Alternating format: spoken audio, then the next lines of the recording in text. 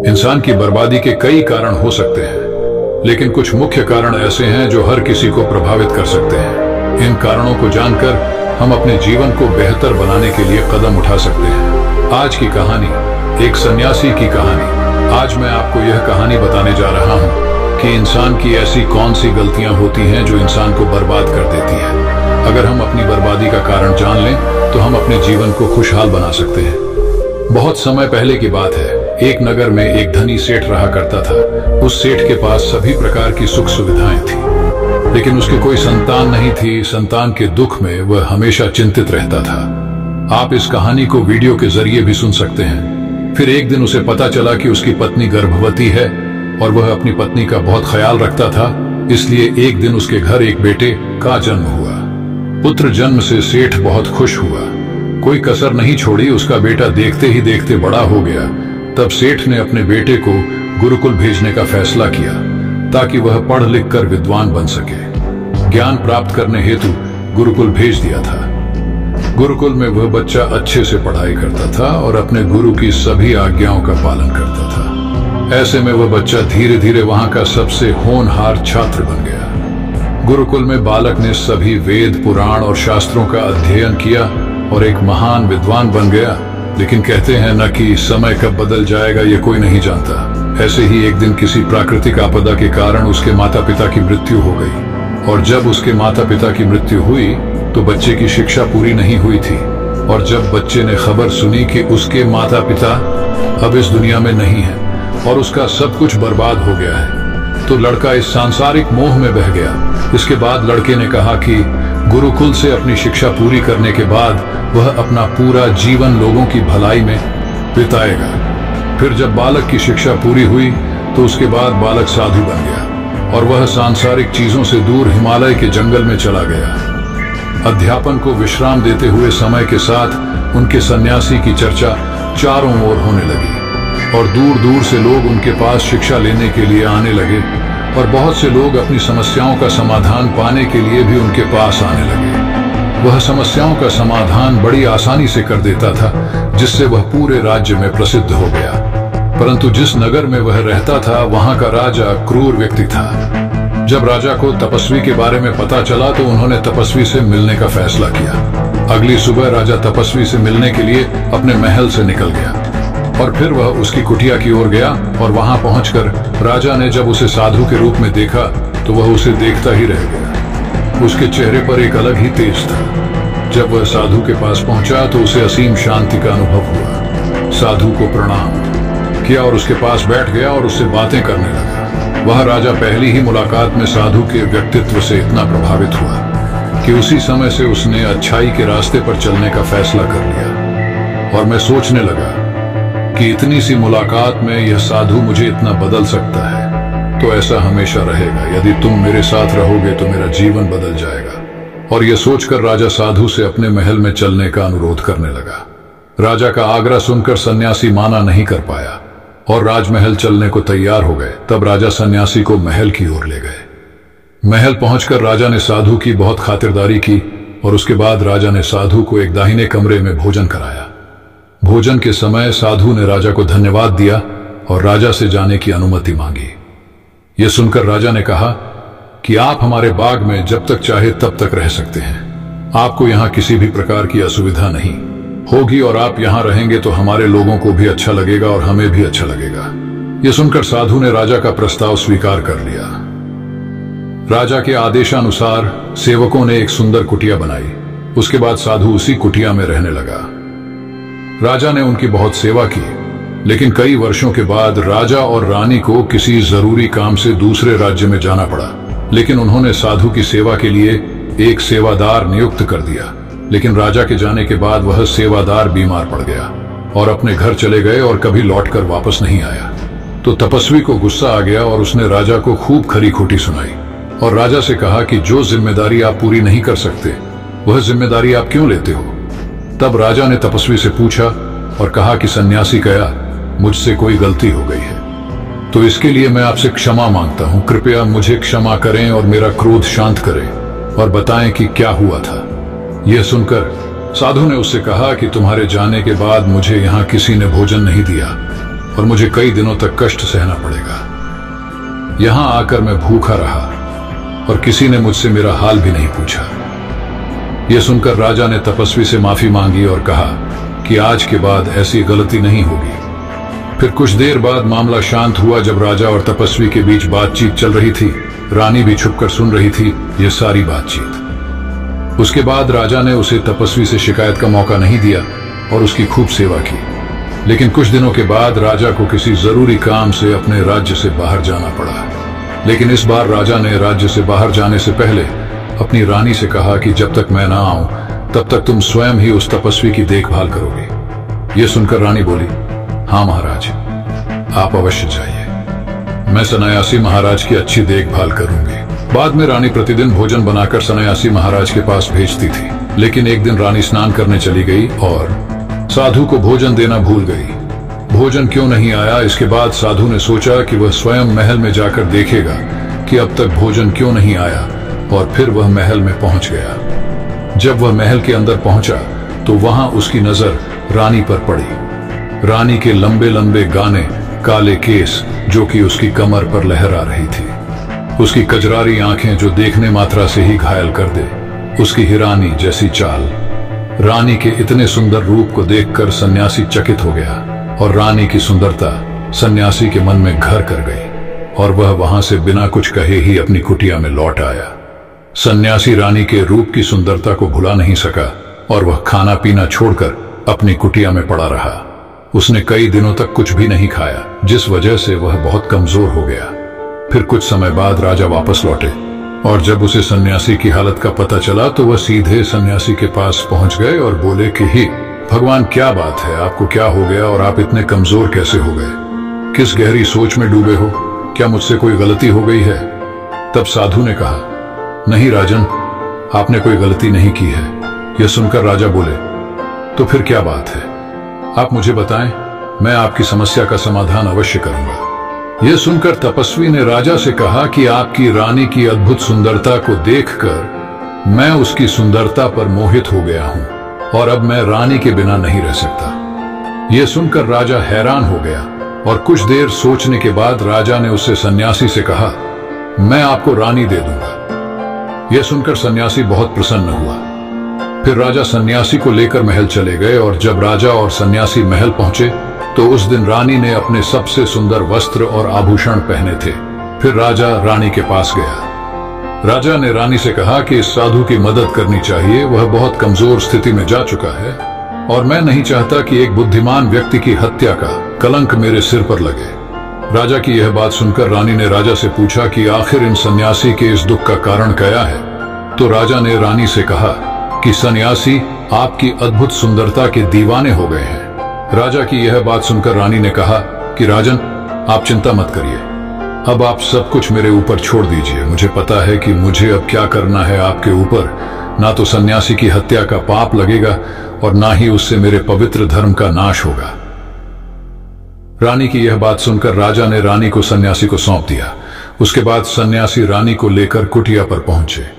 जब रानी सन्यासी की कुटिया पर पहुंची, रानी ने सन्यासी से कहा कि हमें रहने के लिए घर चाहिए, हम इस झोपड़ी में नहीं रह सकते।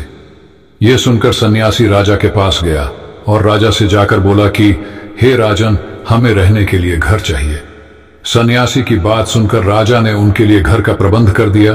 फिर सन्यासी रानी को लेकर घर पहुंचा। जब रानी सन्यासी के साथ उसके घर पर पहुंची तो रानी ने सन्यासी से कहा कि यह घर तो बहुत गंदा है और इसकी हालत बहुत खराब है, मैं इस घर में नहीं रह सकती। यह सुनकर सन्यासी फिर से राजा के पास गया और राजा के पास जाकर बोला कि हालत बहुत खराब है। सन्यासी की बात सुनकर राजा ने उसे घर की हालत ठीक करवा दी। उसके बाद फिर रानी घर के अंदर गई और नहा धोकर बिस्तर पर आ गई। तभी साधु भी बिस्तर पर आ गया। फिर उसके बाद रानी ने साधु से कहा कि आप जानते हैं कि आप कौन हैं और क्या बन गए हैं।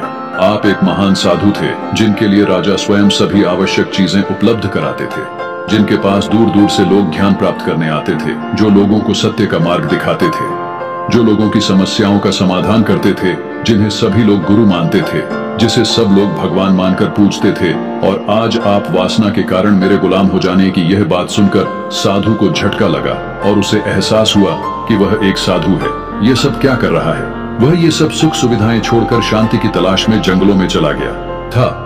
जोर जोर से रोने लगा और चिल्लाने लगा और रानी से कहने लगा कि मुझे क्षमा कीजिए महारानी, मैं यह क्या करने जा रहा था? मैं अभी आपको राजा को सौंप कर आता हूं। सन्यासी की बात सुनकर रानी ने सन्यासी से प्रश्न किया कि साधु महाराज, मेरे मन में एक प्रश्न उठ रहा है, कृपया मेरे प्रश्न का उत्तर दीजिए।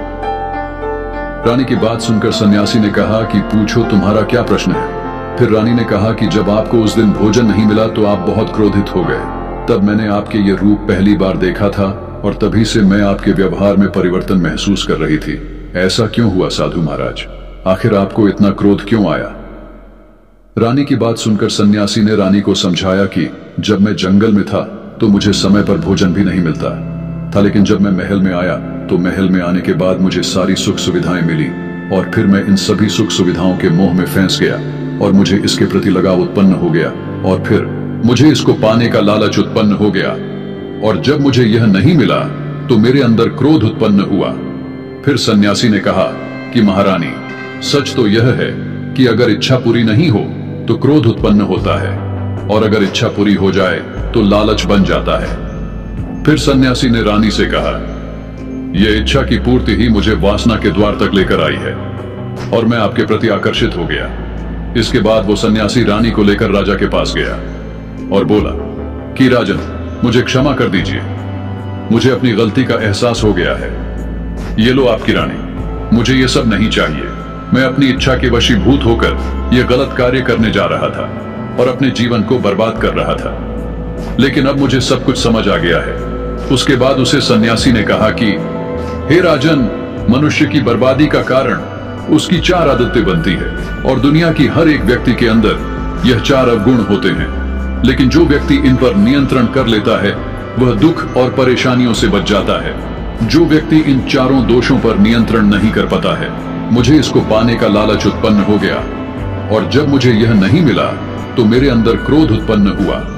फिर सन्यासी ने कहा कि महारानी, सच तो यह है कि अगर इच्छा पूरी नहीं हो तो क्रोध उत्पन्न होता है और अगर इच्छा पूरी हो जाए तो लालच बन जाता है। फिर सन्यासी ने रानी से कहा, यह इच्छा की पूर्ति ही मुझे वासना के द्वार तक लेकर आई है और मैं आपके प्रति आकर्षित हो गया। इसके बाद वो सन्यासी रानी को लेकर राजा के पास गया और बोला कि राजन, मुझे क्षमा कर दीजिए, मुझे अपनी गलती का एहसास हो गया है। ये लो आपकी रानी, मुझे ये सब नहीं चाहिए। मैं अपनी इच्छा के वशीभूत होकर यह गलत कार्य करने जा रहा था और अपने जीवन को बर्बाद कर रहा था, लेकिन अब मुझे सब कुछ समझ आ गया है।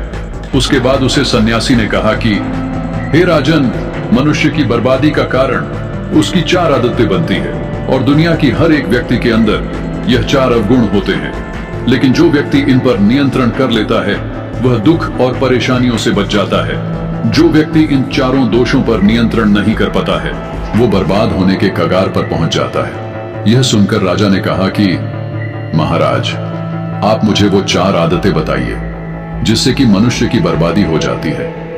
फिर सन्यासी ने राजा को मनुष्य को बर्बाद करने वाली आदतों के बारे में बताया कि हे राजन, मनुष्य को बर्बाद करने वाली पहली आदत है इच्छा, क्योंकि इच्छा ही दुनिया की हर एक व्यक्ति के अंदर सबसे पहला अवगुण होता है और जो व्यक्ति अपनी इच्छाओं को नियंत्रण में नहीं रख पाता है वह जीवन के किसी भी क्षेत्र में सफल नहीं हो पाता है, क्योंकि जैसे ही उसकी एक इच्छा पूरी होती है दूसरी की ओर बढ़ाने लगता है और दूसरी पूरी होती है तो तीसरी इच्छा उसके मन में जागृत हो जाती है और फिर ऐसे करते करते इच्छाओं पर नियंत्रण न होने के कारण इसी जाल में उलझा रहता है और दुखी रहता है। इसीलिए राजन, जब हम इच्छाओं पर नियंत्रण पा लेते हैं तो हम हमारे मन पर भी नियंत्रण पा लेते हैं और जब हमारा मन हमारे बस में होता है तो हमें सुखी प्राप्ति होती है।